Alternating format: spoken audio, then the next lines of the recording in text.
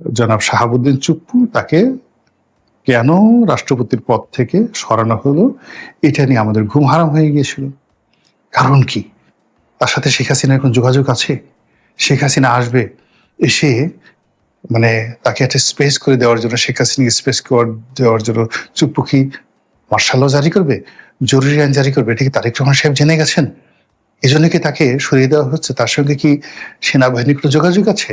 আরে বাবা রে বাবা, চায়ের আড্ডা থেকে যতদিন, মানে 15 দিন পর্যন্ত আমরা জেনারেল ওয়াকার, চুপ্পু, শেখ হাসিনা, এগুলো নিয়ে হায় হায় হই হই। এখন জনাব চুপ্পু ঘুরে বেড়াচ্ছেন, আমরা কেউ তার খোঁজ রাখছি না। এরপরে হলো কি হবেন রাষ্ট্রপতি? এই রাষ্ট্রপতি হবে, আমরা এই গত সেই চুপ্পু সাহেব যাওয়ার পর থেকেই একবার জনাব তারেক রহমান সাহেবের ওয়াইফের আত্মীয় আইরিন খান, তাকে রাষ্ট্রপতি বানালাম। তারপরে ডক্টর ইউনূসকে বানালাম, মেজর হাফিজকে বানালাম। তো এই রাষ্ট্রপতি বানানোর সঙ্গে সঙ্গে গয়েশ্বর বাবুকে বানালাম, মঈন খানকে বানালাম, ডক্টর খন্দকার মোশাররফ সাহেবকে বানালাম। এরকম বহু মানুষকে রাষ্ট্রপতি বানানোর পর এখন দুইজন মানুষের মধ্যে আলোচনা রয়েছে। আমরা নিজেরাই জনাব মির্জা ফখরুল ইসলামকে, আলমগীরকে বিএনপির মনোনয়ন দিয়েছি। যদিও মানে বলা হয়ে থাকে বিএনপির পক্ষ থেকে যে সর্বময় ক্ষমতা, সিদ্ধান্ত নেওয়ার মালিক জনাব তারেক রহমান, তার পক্ষ থেকে, তার দপ্তর থেকে কেউ কোনো কথা বলেনি, কিন্তু আমরা বানিয়ে ফেলেছি যে না, মির্জা ফখরুল সাহেবই রাষ্ট্রপতি হবেন। কিন্তু মির্জা ফখরুল বলছেন না, আমি তো এই ব্যাপারে কিছুই জানি না। আর অন্যদিকে আমরা মির্জা ফখরুল সাহেব রাষ্ট্রপতি হবেন, তো তিনি রাষ্ট্রপতি হলে তার যে মন্ত্রণালয়, এটা কে পাবেন? আমরা তাকেও মন্ত্রণালয় দিয়ে দিয়েছি। তারপরে তিনি তো সংসদ সদস্য, তার যে পদ, সেখানে কি তার মেয়ে দাঁড়াবেন, না মেয়ের জামাই দাঁড়াবেন, নাকি তার ভাই দাঁড়াবেন? এগুলো নিয়ে আমরা ভীষণ রকম ব্যস্ত। তারপর তিনি রাষ্ট্রপতি হওয়ার পর কি কি করবেন, তার কাছে আমাদের এক্সপেকটেশনটা কি? আমরা চাচ্ছি যে তিনি একজন একেবারে নির্দলীয়, নিরপেক্ষ রাষ্ট্রপতি হবেন এবং যাকে বলা হয়, কি বলবো, ব্রিটেনের যে রাজা এখন আছেন, তার যে একটা ভাবমূর্তি আছে, রাজা সকলের, তদ্রুপ আমাদের মির্জা ফখরুল সাহেব সকলের রাজা হবেন এবং দেশে একটা শান্তি এবং ন্যায়ের যে রাজত্ব তিনি কায়েম করবেন, আমরা আশা করছি এবং কথাবার্তা বলছি। অন্যদিকে জামাত, আমাদের দেশের বরেণ্য বীর মুক্তিযোদ্ধা জনাব কর্নেল অলি, তো কর্নেল অলিকে তারা 11 দলীয় জোট, যেটা সংসদের বাইরে যে একটা রাজনৈতিক জোট আছে, তাদের প্রার্থী হিসেবে মনোনয়ন দিয়েছে। আমরা নির্ঘাত জানি যে এখানে জামাত কাকে মনোনয়ন দিল, তারা যদি এনে এখন ডোনাল্ড ট্রাম্পকেও মনোনয়ন দেয়, বর্তমান সিস্টেমে তার কোনো অবস্থাতে রাষ্ট্রপতি হওয়ার কোনো রকম সুযোগ নেই। তো সেই দিক থেকে কর্নেল অলি রাষ্ট্রপতি পদ হিসেবে তাকে মনোনয়ন দেওয়া মানে একজন বয়োবৃদ্ধ মানুষকে জামাত সম্মান দেখালো। এক, 2 নম্বর হলো জামাতের ঘা আছে, তারা মুক্তিযুদ্ধ বিরোধী শক্তি, রাজাকার আলবদর শক্তি। তো সেক্ষেত্রে কর্নেল অলির মতো একজন eminent and prominent freedom fighter, তো তাকে যদি রাষ্ট্রপতি পদে মনোনয়ন দেওয়া হয়, তাহলে এটার যে একটা প্রো লিবারেশন ফোর্স তৈরি হচ্ছে জামাতের মধ্যে, এটা তারা প্রমাণ করতে পারে। সেই কাজটি তারা করেছে। দ্বিতীয়ত, কর্নেল অলির কাছে অনেক হাড়ির খবর আছে। এর কারণ হলো, যেহেতু তিনি সেনাবাহিনীতে ছিলেন এবং শহীদ প্রেসিডেন্ট জিয়াউর রহমানের একেবারে ঘনিষ্ঠজন ছিলেন, একই জায়গাতে তারা যুদ্ধ করেছেন, সম্ভবত একই কোম্পানিতে বা একই ব্যাটালিয়নে তারা ছিলেন। তারপরে পরবর্তীতে জিয়াউর রহমান সাহেব যখন ক্ষমতা গ্রহণ করেন, তখন তিনি তার এডিসি ছিলেন, তার সেক্রেটারি ছিলেন, মিলিটারি সেক্রেটারি ছিলেন। এরপর তিনি এমপি হয়েছেন, মন্ত্রী হয়েছেন, 6-7 বার মন্ত্রী, এমপি হয়েছেন। বেগম জিয়ার সঙ্গে তার অসাধারণ একটা ব্যক্তিগত সম্পর্ক ছিল, খুব ভালো একটা সম্পর্ক ছিল, এবং বিএনপির মধ্যে তিনি খুবই প্রভাবশালী ছিলেন। এখন সালাউদ্দিন সাহেব যেভাবে প্রভাবশালী, একইভাবে আগের সরকারে তিনি একেবারে যোগাযোগ মন্ত্রণালয়, বৃহত্তর যোগাযোগ মন্ত্রণালয়ের যোগাযোগ মন্ত্রী ছিলেন। এই যে যমুনা যে সেতু, এই সেতু তার হাত দিয়ে করা।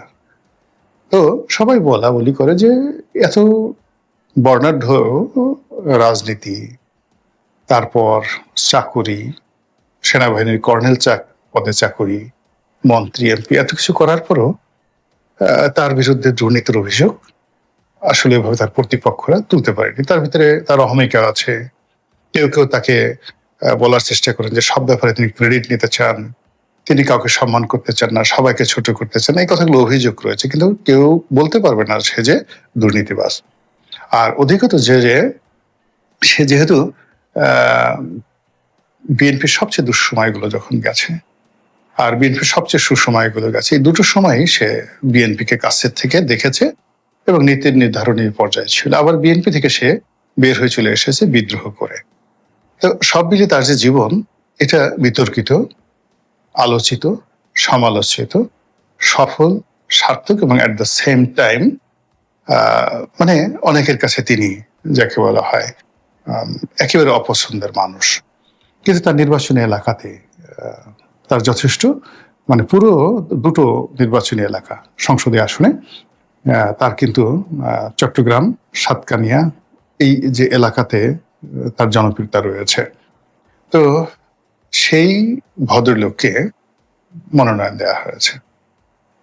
এখন তিনি তার সহজাত যে খুব স্ট্রেট ফরওয়ার্ড ওয়েতে তিনি বলেছেন যে আমি যদি রাষ্ট্রপতি হই তাহলে দেশের সাথে বেইমানি করব না।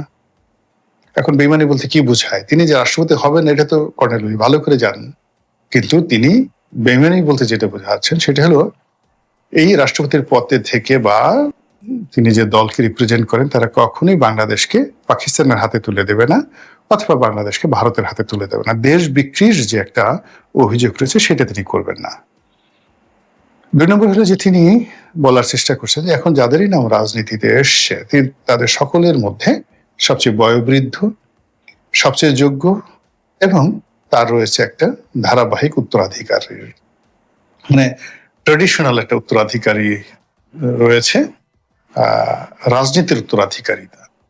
যে তিনি যে জাতীয়তাবাদের রাজনীতি করেছেন, মুক্তিযুদ্ধের সপক্ষে রাজনীতি করেছেন, গণমানুষের রাজনীতি করেছেন, সেটার একটা ধারাবাহিকতার একটা চূড়ান্ত যে প্রতিদান সেটা রাষ্ট্রপতি পদ। এক্ষেত্রে তার সাথে তুলনা করা যেতে পারে এরকম অন্য কেউ নাই। তিনি মির্জা ফখরুল সাহেবকে উল্লেখ করছেন না, কিন্তু তার একটা ধারণা যে রাজনীতিতে তিনি মির্জা ফখরুল সাহেবের চাইতে অনেক অনেক সিনিয়র। তো এই কথাগুলো বলছে এবং এইগুলো নিয়ে আমাদের বাংলাদেশের মানুষ আলোচনা করছে। বিএনপির মধ্যে যারা লোকজন আছে তারা একটা বিরাট অংশ বলছে সি সি সি সি, একজন মুক্তিযোদ্ধা হয়ে জামাতের মতো একটা দলে সে গেল, সে জানে যে সে রাষ্ট্রপতি হবে না বা এটা একটা হাস্যকর বিষয়, কিন্তু এরকম একটা হাস্যকর ছেলে খেলা বিষয় নিয়ে তার মতো একটা বয়োবৃদ্ধ মানুষ এই কাজগুলো করছে, এদিকে ঠিক তার ভীমরতি হয়েছে, বুড়ো বয়সে ভীমরতি হয়েছে। কেউ কেউ বলছে তার মানসিক চিকিৎসা দরকার। এটা বিএনপির যারা লোকজন আছে, কিন্তু জামাত এবং অন্যান্য যারা আছে তারা যেটা চাচ্ছে বা যেটা চেয়েছিল সেটা কিন্তু ঘটে গেছে। অর্থাৎ তারা চেয়েছিল এই পুরো রাষ্ট্রপতি নির্বাচনে তাদের যে প্রার্থী তাকে নিয়ে দেশবাসী আলোচনা করুক, তাকে নিয়ে বিএনপির প্রতিক্রিয়া দেখাক এবং তাকে নিয়ে জামাতের মধ্যে এবং 11 দলের মধ্যে ইতিবাচক কথাবার্তা হোক, এবং সেই কাজটি কিন্তু হচ্ছে। এবং তারই ধারাবাহিকতা আপনি দেখবেন আমাদের মূলধারার মিডিয়া, গণমাধ্যম, তারপর শেষে ইলেকট্রনিক মাধ্যম, সব জায়গাতে কিন্তু আলোচনা হচ্ছে যে কে হলে ভালো হয়, মির্জা ফখরুল নাকি কর্নেল ওলি। কিন্তু এখনকার দিনের যে বাস্তবতা হলো যে বিএনপি এখনো পর্যন্ত তার প্রার্থীটা ডিক্লেয়ার করেনি। এমনকি স্বয়ং মির্জা ফখরুল বা তার যারা একান্ত আপনজন, তার পরিবারের যারা সদস্য, তারা কেউ কিন্তু এখনো বলেননি, মুখ ফুটে বলেননি যে আমরা রাষ্ট্রপতি হচ্ছি বা আমরা হতে চাই। এখানে তো মির্জা ফখরুলের একটা ইচ্ছা অনিচ্ছার বিষয় আছে, মানে তাকে দল মনোনয়ন দেবেন আর তিনি রাষ্ট্রপতি হয়ে যাবেন, এটা তো নাও হতে পারে। তারও তো একটা পছন্দের, তিনি বেশ কয়েকবার ইতিপূর্বে রাজনীতি থেকে অবসর গ্রহণ করার জন্য তিনি যাকে বলা হয় বেশ কয়েকবার দলের চেয়ারম্যান যিনি আছেন তার একটা সাহেবকে তিনি বলেছেন, নেতাকর্মীদের বলেছেন, এমনকি দলের বৈঠকে তিনি প্রকাশ্যে বলেছেন যে না, আমি এখন সসম্মানে এই রাজনীতি থেকে বিদায় নিতে চাই, নতুন ব্লাড আসুক, নতুন যারা রাজনীতি করতে চায় তাদের হাতে এই দায়িত্ব দেওয়া হোক। এবং সেক্ষেত্রে তার মহাসচিব পদ, তার মন্ত্রী পদ, এই জিনিসগুলো মূলত মির্জা ফখরুলকে আবেগ আপ্লুত করবে বা তাকে লোভাতুর করবে, কামাতুর করবে, এটা আমি ব্যক্তিগতভাবে তার মধ্যে কখনো দেখিনি। বরং তিনি একটা সসম্মানে এখান থেকে বিদায় নেওয়ার, রিটায়ার্ড করার তিনি চেষ্টা করছেন। তো সেই অর্থে তিনি যদি রাষ্ট্রপতি হন, দল তাকে দেয়, তাহলে তার পরিণতি তো শাহাবুদ্দিন চুপ্পুর মতো হবে, ইয়াজউদ্দিন সাহেবের মতো হবে, আব্দুর রহমান বিশ্বাসের মতো হবে। কিন্তু আপনি যদি চুপ্পু সাহেব ধরেন, ইয়াজউদ্দিন সাহেব ধরেন, আব্দুর রহমান বিশ সাহেব ধরেন, তাদের যে রাজনৈতিক ক্যারিয়ার, তার সাথে মির্জা ফখরুল সাহেবের রাজনৈতিক ক্যারিয়ার, ফ্যামিলি ব্যাকগ্রাউন্ড, পার্সোনাল যে বায়োডাটা, এটা অনেক অনেক ভালো। তো সেক্ষেত্রে তিনি এরকম একটা জায়গা থেকে আবদ্ধ হতে চাইবেন এই বুড়ো বয়সে, এই ব্যাপারে তার অপছন্দ থাকতে পারে। তিনিও তো বলতে পারেন যে না, আমাকে এই এখন যেখানে আছি ভালো আছি, আর যদি এখান থেকে আমাকে বাদ দিয়ে দেন অথবা আমি এখান থেকে চলে যাই, নতুন একজন সেক্রেটারি জেনারেল দেখেন, এটা তো তার পছন্দর বিষয় হতে পারে। কিন্তু আমরা সেটা চিন্তা ভাবনা না করে আমরা মনে করছি যে আমি যেভাবে লোভী, আপনি যেভাবে লোভী, পদ দিলেই তো আমাদের জিব্বা বের হয়ে যায়, আমরা জুতো চাটতে থাকি, যে কোনো একটা পদ পাওয়ার জন্য আমরা যে কি পরিমাণ চাটুকারি করতে থাকি।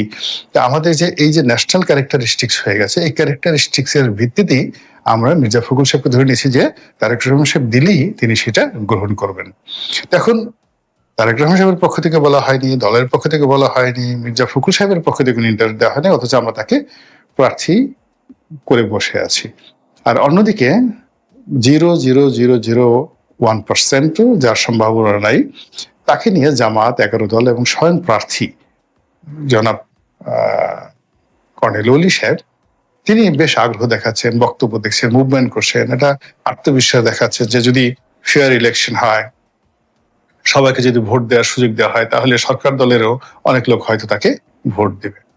পুরো বিষয় নিয়ে, রাষ্ট্রপতির এই বিষয়টা নিয়ে আপনার কাছে এই যে আমাদের যে ইলিউশন, ন্যাশনাল ইলিউশন, এটা কোন পর্যায়ে আছে একটু